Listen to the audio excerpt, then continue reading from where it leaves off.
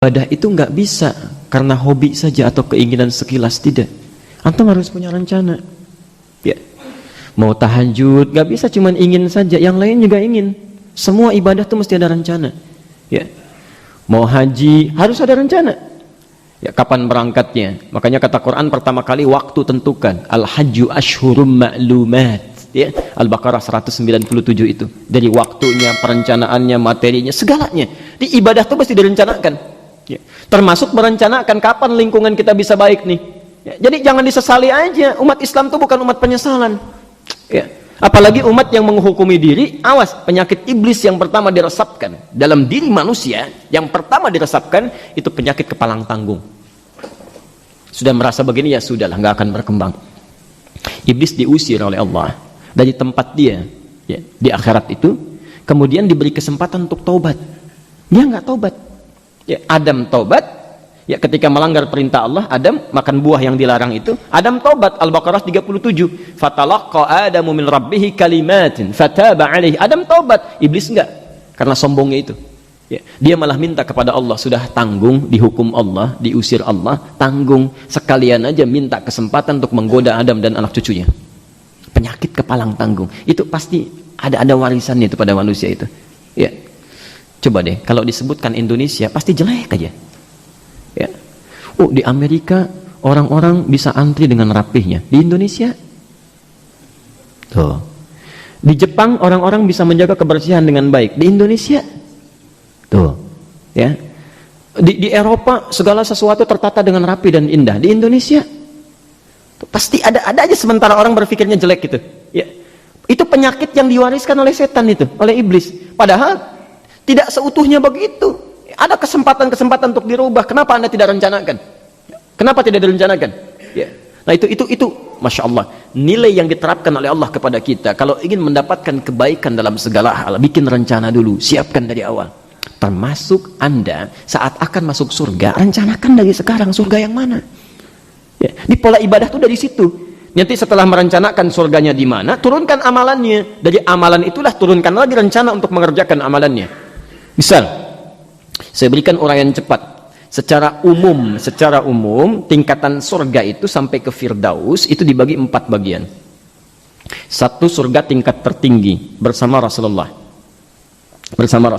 Ya. Itu langsung menatap Allah itu, menatap Allah tanpa hijab. Ada dalilnya di Quran surah ke-75 ayat 22 sampai dengan 23. Wujuhu yawma idzin nadhirah ila rabbiha nadhirah.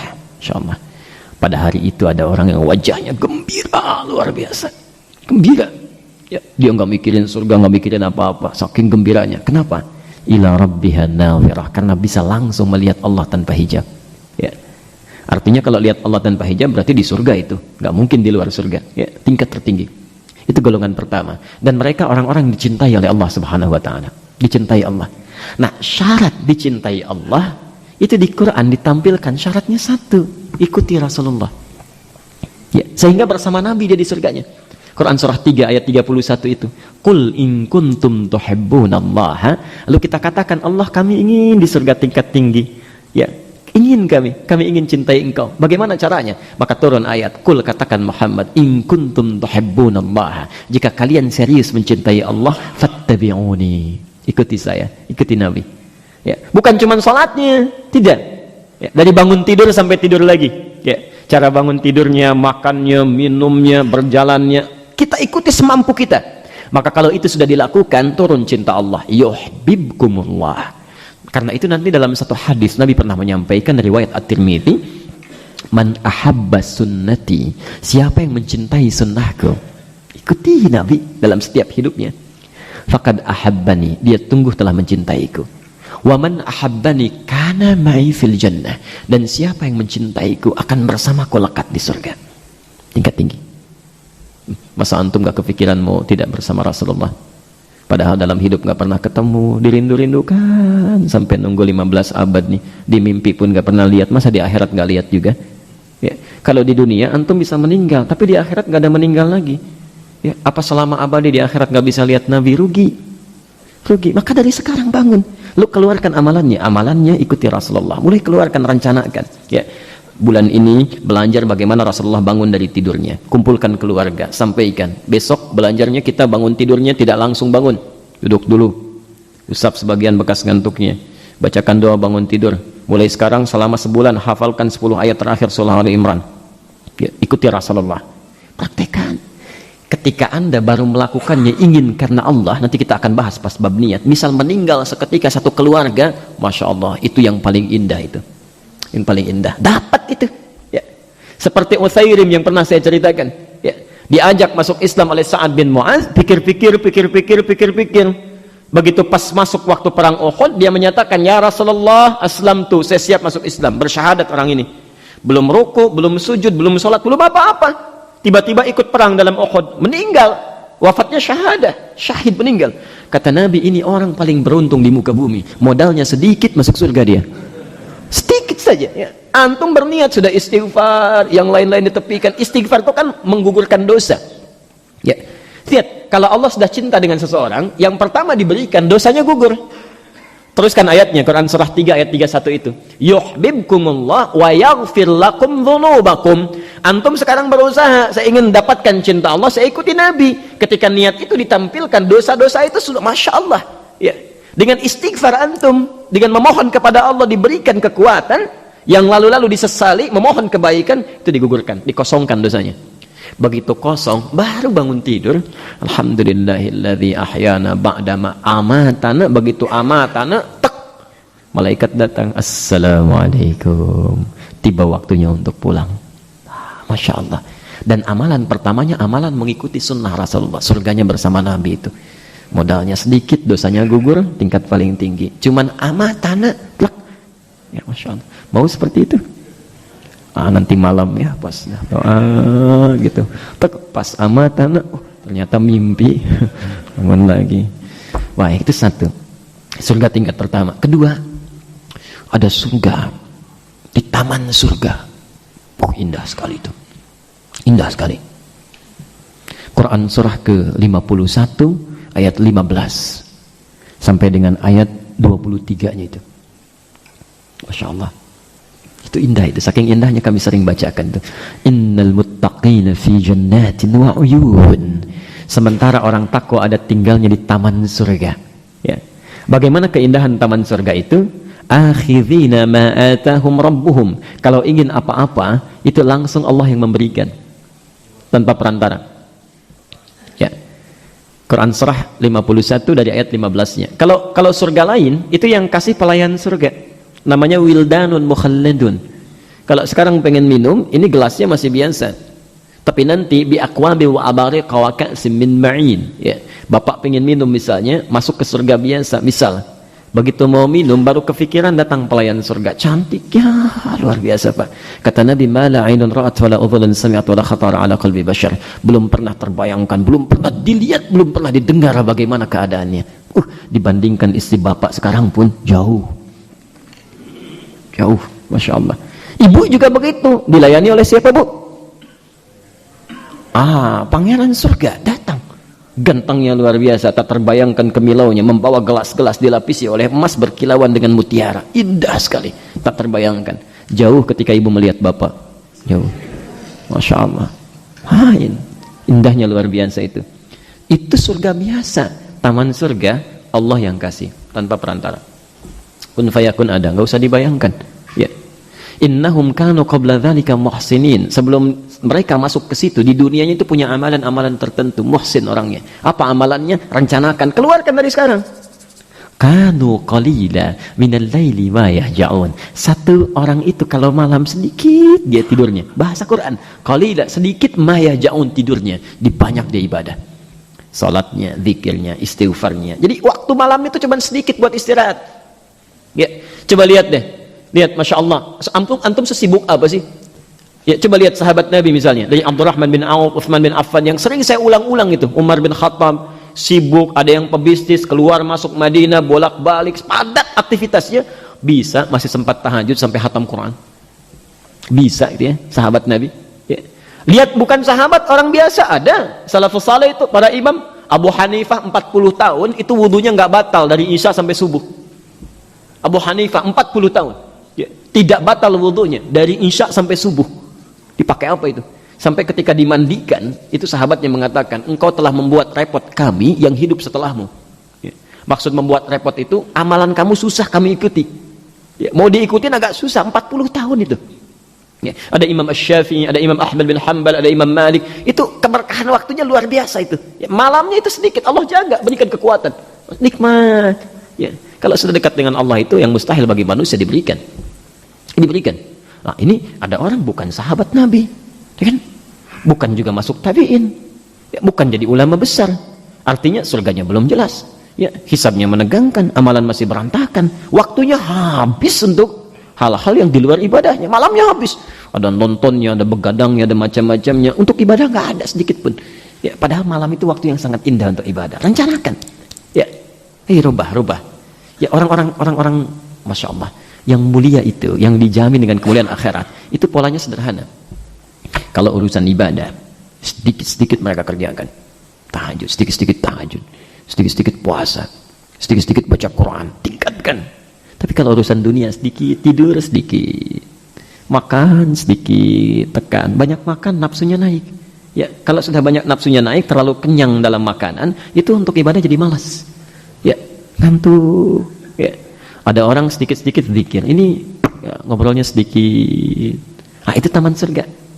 Kalau antum mau dapatkan itu, mulai rencanakan dari sekarang. Qalilan minal laili ma yahja'un wa bil ashari hum yastaghfirun. Amalan kedua, sebelum subuh banyak istighfar, ingat dosa. Ya, wa fi amwalihim haqqul lis-sa'ili wal mahrum. Sehari pertama mulai untuk mengejar sedekah. Ya, pada yang minta ataupun yang tidak, berburu. Jangan menunggu Allah datangkan pada antum. Dititipkan harta untuk diberikan karena belum dikeluarkan, saking sayangnya Allah. Kamu nanti di akhirat susah itu, hartanya banyak di-scan, dikirimkanlah orang untuk mengingatkan. Assalamualaikum Pak, ini ada anak yatim Pak, makannya belum dapat, ini dikirimkan oleh Allah. Masya Allah. Nah, penduduk taman surga itu nggak begitu. Sebelum dikirimkan dia sudah berburu. Ini hak orang, nggak boleh tertahan pada diri saya ini. Dia keluar. Perhatikan, bagaimana nanti antum akan lihat seorang sahabat yang kata Nabi masuk surga tanpa hisab, pahanya tidak sebanding dengan amalan seluruh umat manusia. Dalam sehari dikeluarkan amalan-amalan penduduk surga seluruhnya, oleh beliau itu diupayakan untuk dilakukan dalam satu hari. Nabi pernah mengumpulkan sahabat, ditanya, siapa yang sudah ke masjid hari ini? Semua mengacungkan tangan. Siapa yang sudah menunaikan salat sunnahnya? Semua mengacungkan tangan. Siapa yang sudah menunaikan sedekah? Sebagian mengacungkan tangan. 1, 2, 3 mengacungkan tangan. Siapa di antara kalian yang telah menengok orang sakit? Yang dari banyak tadi itu sebagian turun lagi, sebagian mengangkat. Di antara kalian siapa yang sudah mengantarkan jenazah? Berturun lagi. Di antara kalian siapa yang sudah menyolatkan jenazah sebelumnya? Cuma 1 orang yang seluruhnya mengangkat tangan. 1 orang. Abu Bakar sedih. Saya. Berburu beliau. Berburu itu. Ayo coba rencanakan dari sekarang. Dari amalan itu apa yang sudah dilakukan? Jangan-jangan rumusnya tertukar. Diminta sedikit tidur, tambah lagi. Sedikit-sedikit tidur. Minta sedikit makan, tambah lagi. Sedikit-sedikit makan. Sekarang rubah, rencanakan. Ya. Nomor 3 itu surga yang seluas langit dan bumi. Ya, seluas langit dan bumi. Tidak sedikit orang yang suka ini. Ya. Bahkan sahabat Nabi ada yang merasa diri, aduh saya nggak mampu kalau yang paling atas, saya nomor 3 saja. Itu ada di Musannaf Abdul Razak, nomor hadis 20.559. Kalau punya kitabnya jilid ke-11, ya. Antum buka jilid ke-11 halaman 287, bisa temukan itu. Ya. Kalau nggak punya kitabnya, dengarkan saja, saya bacakan hadisnya. Perhatikan, An Anas bin Malik radhiyallahu anhu, hadis riwayat Anas bin Malik, semoga Allah meridai kepadanya. Perhatikan, qala, beliau menyampaikan, bainana julusun inda Rasulillah, ketika kami sedang duduk bersama Rasulullah di Masjid Nabawi, Masya Allah, idqala, tiba-tiba beliau mengatakan, sayatbu alaikumul ana rajulun min hadzal fajji, rajulun min ahlil jannah, akan nampak pada kalian saat ini juga di pintu yang ini nih, seorang lelaki calon penghuni surga. Fa idza rajulun min ansarin, tiba-tiba datang seorang pemuda, anak muda. Perhatikan, ada anak muda ya, masih senang ke masjid. Maaf Pak ya, kalau yang sepuh ke masjid itu wajar. Tapi kalau anak muda yang dunianya penuh dengan permainan, olahraga, sendaguro, mau ke masjid itu nggak wajar. Makanya saat nanti sebelum masuk surga itu dinaungi dulu saat hisabnya. Orang kepanasan ini tenang saja, Masya Allah. Tenang saja itu. Ya, jadi ada pemuda Real Madrid, ada pemuda Real Masjid. Ya, itu beda itu. Yang satu suka nonton, yang satu suka ke masjid. Maka kata Allah, sab'atun yadhilluhumullahu fi dhillin yawma la dhilla illa dhilluh. 7 golongan yang akan mendapatkan naungan luar biasa indahnya saat yang lain merasakan kesulitan di hari hisab. Di antaranya rajulun kana qalbuhu muta'alliqan bil masajid. Ada orang yang hatinya lekat dengan masjid, pemuda. Baik. Saya teruskan sebentar, Bapak. Jadi begitu orang itu masuk, ternyata kita sudah paham amalannya. Ya. Tahajudnya biasa-biasa saja, bacaan Qur'annya nampak normal seperti orang umumnya, puasanya jarang-jarang, tapi punya amalan yang mengantarkan dia ke surga tingkat 3 nomor tinggi, tingkat tinggi nomor 3, seluas langit dan bumi.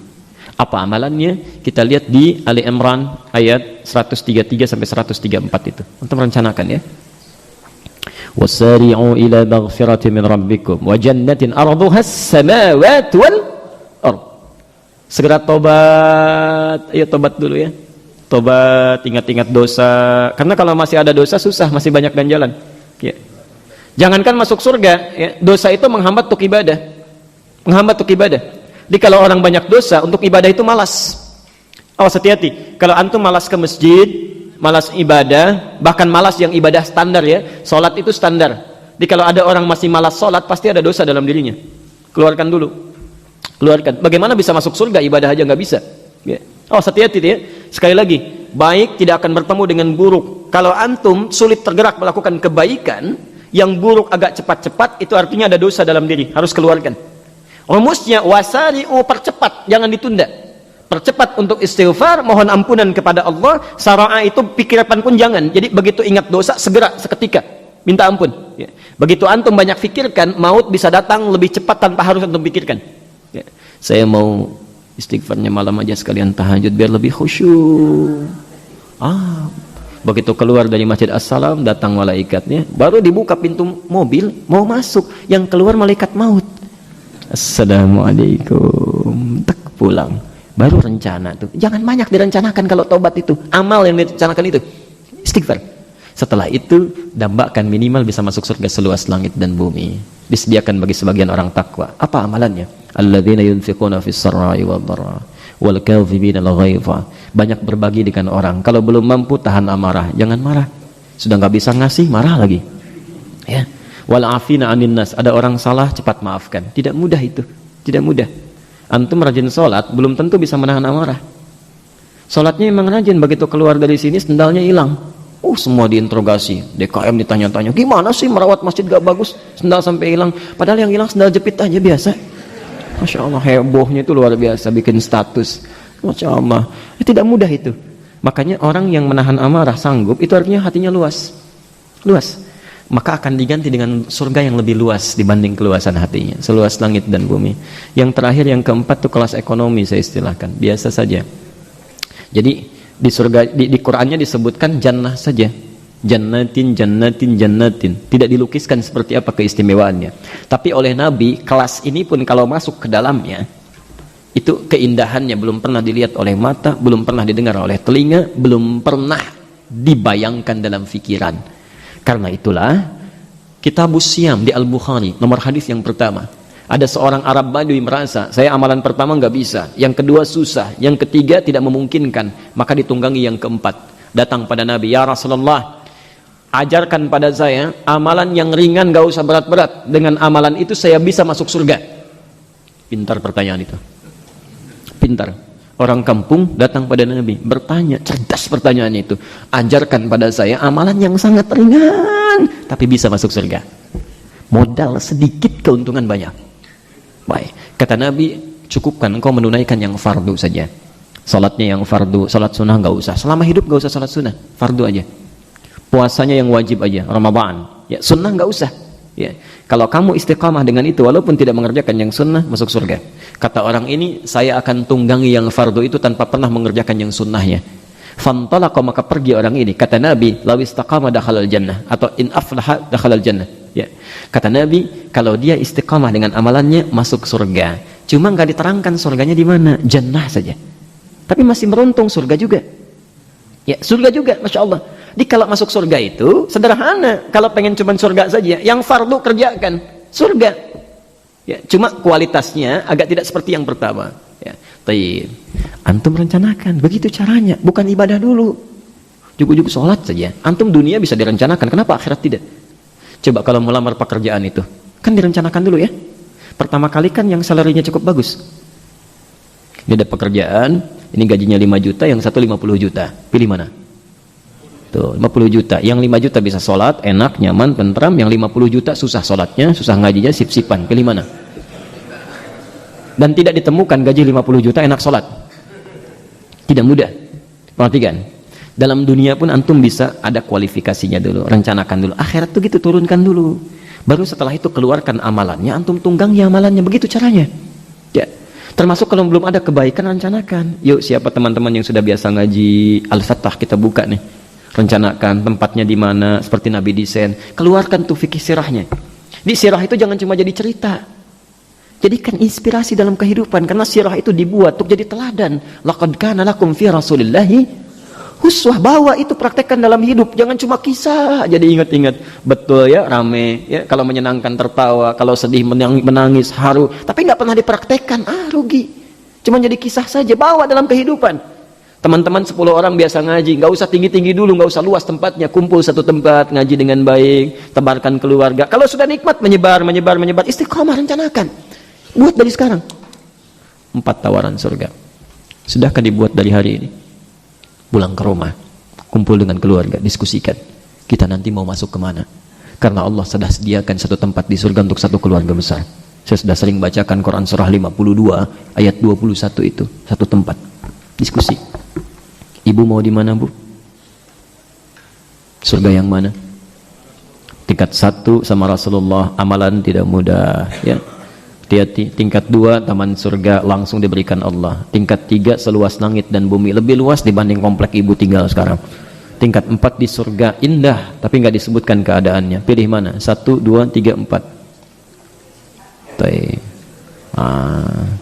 Saya kasih rumus ya. Kasih rumus. Kadang suka ada yang keliru. Ya.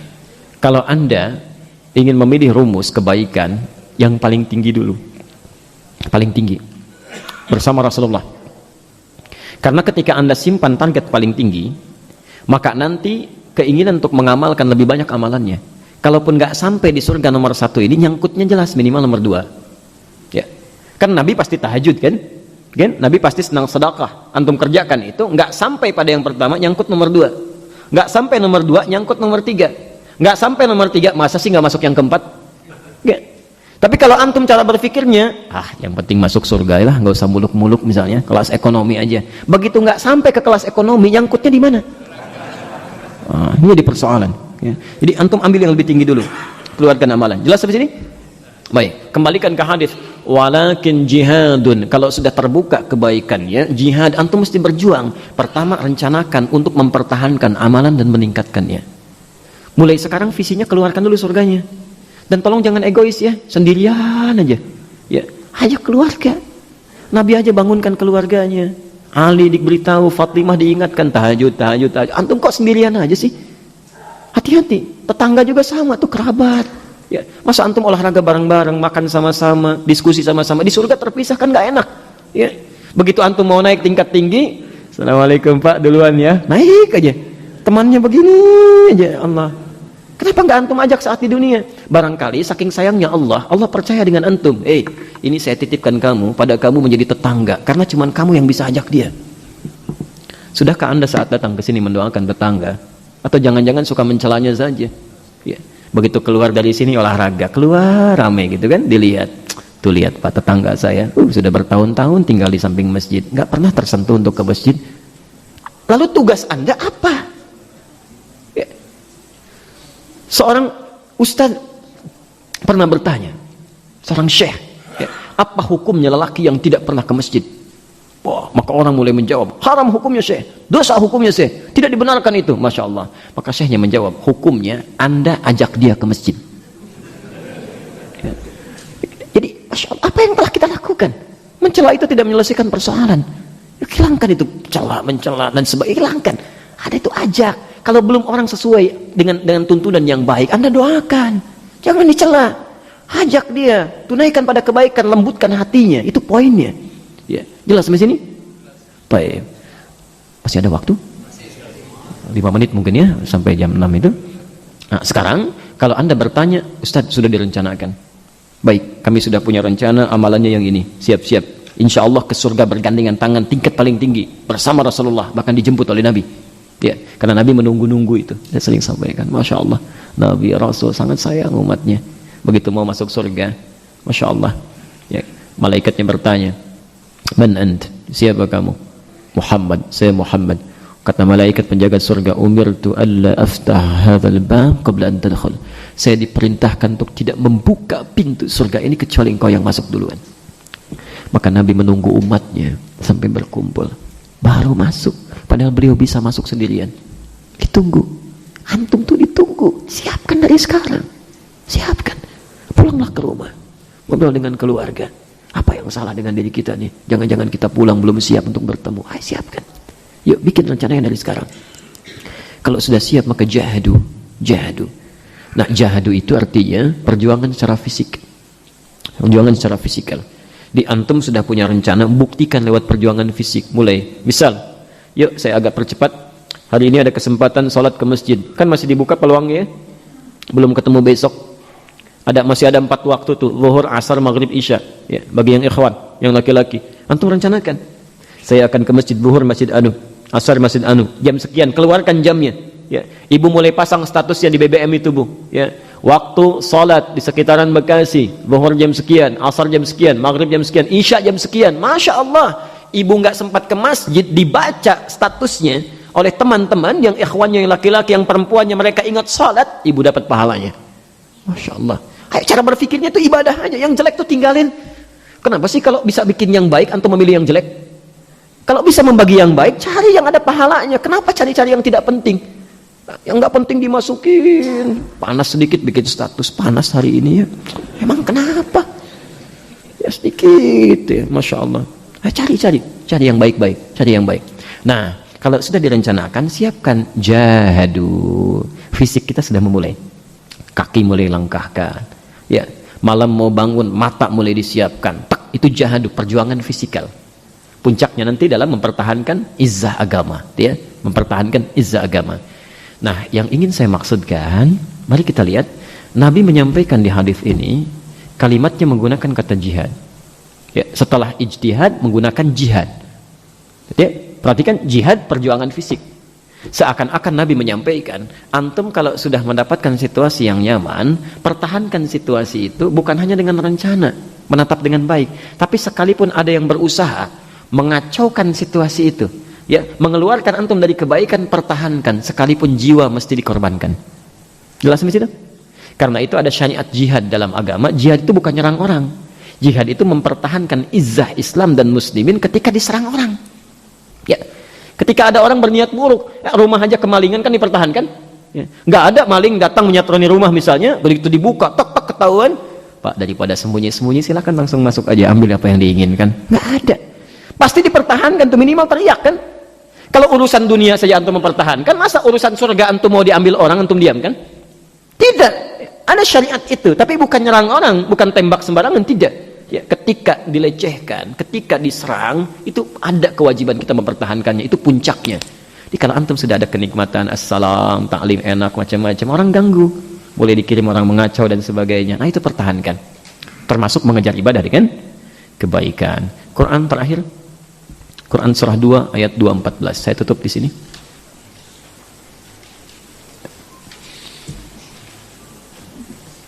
Sekarang internal dulu ya. Jangan eksternal. Eksternal itu maksudnya sedang diganggu orang bisa, tidak. Sekarang internal dulu. Sudah punya rencana, kita mau beramal nih. Lihat urutannya. Lihat urutannya. Jadi rencanakan amalan. Ya, misal saya mau ke masjid jamaah. Masjid jamaah, rencanakan. Sampai isya ini ke masjid jam sekian-sekian. Adzan misalnya zuhur, sekarang jam 12 misalnya, jam 12 lewat 2 misal. Maka saya harus setengah 12 berada di masjid, rencanakan.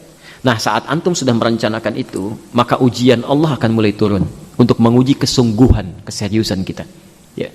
Perhatikan, ujian yang diturunkan oleh Allah di Al-Baqarah ayat 214. Am hasibtum an tadkhulul jannata, apa Anda menduga akan mudah mendapatkan surga yang kamu inginkan itu? Kan tadi rencana punya surga ya? Walamma ya'tikum mathalul ladzina khalau min qablikum, sementara Anda belum diuji seperti orang dulu yang sudah dijamin masuk surga mendapat ujian. Bilal diuji, yang lain diuji. Ujian pertama, massathumul ba'sa, ada yang sifatnya ringan. Allah akan melihat kira-kira orang ini benar nggak ini niatnya. Baik, kalau keadaan normal wajar ke masjid, begitu mau berangkat dikasih gerimis. Itu ba'sa. Ba's itu dalam bahasa Arab ujian ringan yang mudah untuk ditepikan.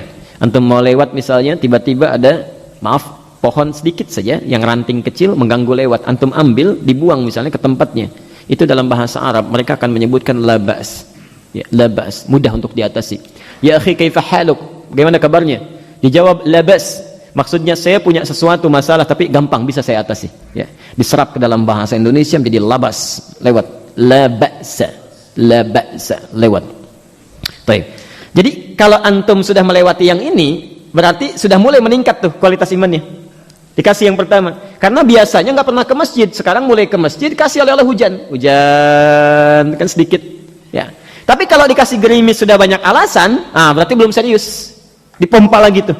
Ya. Begitu gerimis nggak jadi. Pak, kok nggak jadi ke masjidnya? Hujan mah. Ya. Kan cuman gerimis aja ya, kalau berangkat papa takut ria nantinya ya. Orang nggak ke masjid papa berangkat cari alasan banyak macam-macam tuh. Itu persoalan, berarti masih turun. Yang kedua, dharra, saya cepat. Dharra itu dari kata durrun, sudah mengena pada fisik, berdampak pada fisik. Hujannya dinaikkan, lebih kencang lagi, besar, deras. Yang kalau pakai payung pun barangkali tetesannya masih ada, airnya masih mulai naik tuh ya, mulai naik, masih berangkat nggak? Tuh, naikkan. Jadi kalau antum sudah mulai bisa menunaikannya, berarti kadar keimanan antum itu semakin meningkat lagi, peluang ke surganya lebih tinggi lagi. Kalau orang sudah terbiasa pada yang kedua, dharra ini, maka yang pertama sudah akan lewat, gak akan dipikirin. Hujan tuh gak akan mikirin payung, berangkat aja. Ya, kalau sudah lewat yang ini. Tapi kalau masih belum mau keluar, berarti perjuangan masih harus ditingkatkan lagi, isi lagi, isi lagi.